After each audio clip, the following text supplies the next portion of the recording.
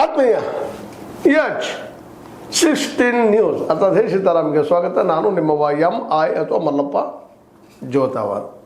ಆತ್ಮೀಯರೇ, ಅಮೇರಿಕ ಬೆರಕಿ ವ್ಯಾಪಾರಿ ದೇಶ ಗೊತ್ತಾಯ್ತಾಳೆ, ಸ್ಪಷ್ಟವಾಯಿತು. ಇರಾನ್ ಸೋಲೋದಿಲ್ಲ, ಶತ್ರು ಸೋಲೋದಿಲ್ಲ, ಎಲ್ಲರೂ ಹಾಳಾದರೂ ಸೋಲೋದಿಲ್ಲ, ಎಲ್ಲ ಸೈನ್ಯ ನಾಶ ಆಗೋದು ಸೋಲೋದಿಲ್ಲ. ಕನ್ಫರ್ಮೇಷನ್ ಆಯಿತು. ಅಲ್ಲಿ ಬ್ಲಾಸ್ಟಿಕ್ ಮಿಸೈಲ್ಸ್ ಆಗಿರ್ಬೋದು, ಇನ್ನುಳಿದವಾಗಿರ್ಬೋದು, ನಿರಂತರ ದಾಳಿ ಆಗಿರ್ಬೋದು, ಎಲ್ಲ ಆದಮೇಲೆ ಅಮೇರಿಕ ನಾನು ಇನ್ನೂ ಇದು ಮಾಡ್ತೀನಿ ಹೇಳ್ತಾ ಬಂದು ಕೊನೆಗೆ ಇಲ್ಲ ಹೇಗೋ ರಷ್ಯಾಕ್ಕೆಲ್ಲ ನಾವು ಕೊಟ್ಬಿಟ್ಟಿದ್ದೀವಿ, ವ್ಯಾಪಾರ ಮಾಡ್ಕೊಳ್ಳೋಕ್ಕೆ ಎಲ್ಲಿದು ಇವರು ಮಾಡ್ಕೊಳ್ಳಿ. ಇಲ್ಲಿವರೆಗೆ ನಿರ್ಬಂಧ ಹೇರಿತ್ತು ಅಮೇರಿಕ ಇರಾನ್ ಮೇಲೆ, ಅದ್ರ ಹಿಂದೆ ತಕ್ಕೊಳ್ಳೋ ಮಾತು ಇವತ್ತು ಮಾತಾಡಲಿಕ್ಕೆ ಶುರು ಮಾಡಿಲ್ಲ.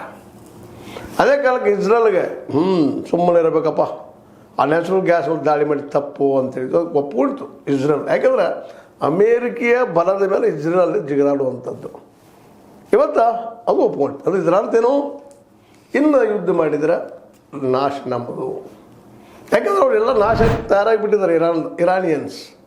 ಅದರಲ್ಲೂ ಇರಾನಿನ ರೆವಲ್ಯೂಷನರಿ ಗಾರ್ಡ್ಸ್ ಕಾರ್ಪ್ಸ್ ಇದ್ದಾರಲ್ಲ, ಇವರು ಎಲ್ಲವರು ಬಿಟ್ಟಿದ್ದಾರೆ. ಮತ್ತು ಒಬ್ಬರಿಬ್ಬರಲ್ಲ, ಅವರು ಇವತ್ತಿನ 42-50 ತನ ಅವರ ನಾಯಕರನ್ನು ಕೊಂದರೂ ಸಹ ಅವರು ಹಿಗ್ತಾ ಇಲ್ಲ, ಹಿಂಸರಿತಾ ಇಲ್ಲ. ನಾವು ರೆಡಿ ಅಂದರೆ ನಾವು ನಾಶ ಮಾಡಿ ಹೋಗ್ತೀವಿ ಅನ್ನೋದು ಸ್ಪಷ್ಟ ಸಂದೇಶ. ಅದರಲ್ಲೂ ಹೊರ್ಮುಜ್ ಇದು ಮೂಗಿದ್ದಂಗೆ, ಆ ಮೂಗನ್ನು ಹಿಡಿದ್ಬಿಟ್ರು ಉಸಿರು ಬಂದು. ಹೀಗಾಗಿ ಅಮೇರಿಕ ಇವತ್ತು ಒಂದು ಹೆಜ್ಜೆ ಹಿಂಸರಿತು. ಜೊತೆಗೆ